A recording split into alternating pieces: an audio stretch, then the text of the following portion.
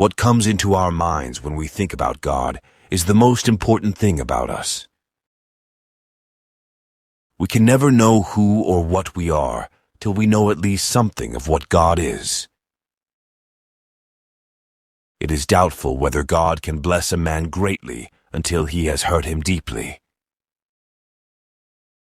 God never hurries. There are no deadlines against which he must work, only to know this is to quiet our spirits and relax our nerves. I want the presence of God himself, or I don't want anything at all to do with religion. I want all that God has, or I don't want any. Refuse to be average. Let your heart soar as high as it will. When you kill time, remember that it has no resurrection. The man who would truly know God must give time to him. Faith is the gaze of a soul upon a saving God. The modern scientist has lost God amid the wonders of his world. We need not fear that in seeking God, only we may narrow our lives or restrict the motions of our expanding hearts. What we think about when we are free to think about what we will, that is what we are or will soon become. The way to deeper knowledge of God is through the lonely valleys of soul poverty and abnegation of all things. Justice is not something God has. Justice is something that God is. The continuous and unembarrassed interchange of love and thought between God and the soul of the redeemed man is the throbbing heart of New Testament religion. Promoting self under the guise of promoting Christ is currently so common as to excite little notice.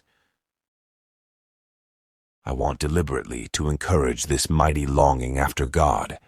The lack of it has brought us to our present low estate. We need never shout across the spaces to an absent God. He is nearer than our own soul, closer than our most secret thoughts. When religion has said its last word, there is little that we need other than God himself. Jesus calls us to his rest, and meekness is his method. The meek man cares not at all who is greater than he, for he has long ago decided that the esteem of the world is not worth the effort. We can well afford to make God our all, to concentrate, to sacrifice the many for the one.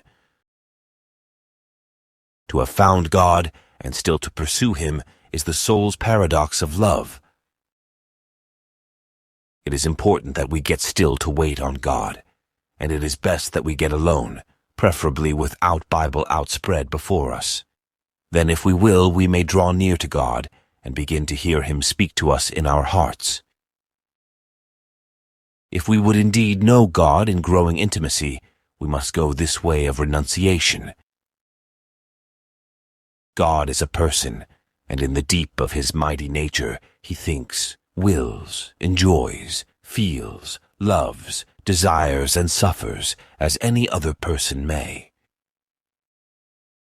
We need not fear that in seeking God, only we may narrow our lives or restrict the motions of our expanding hearts. Our gifts and talents should also be turned over to him. When the eyes of the soul looking out meet the eyes of God looking in, heaven has begun right here on this earth. Complacency is a deadly foe of all spiritual growth. The man who has God for his treasure has all things in one. The reason why many are still troubled, still seeking, still making little forward progress is because they haven't yet come to the end of themselves. We're still trying to give orders and interfering with God's work within us. I can safely say, on the authority of all that is revealed in the Word of God, that any man or woman on this earth who is bored and turned off by worship is not ready for heaven.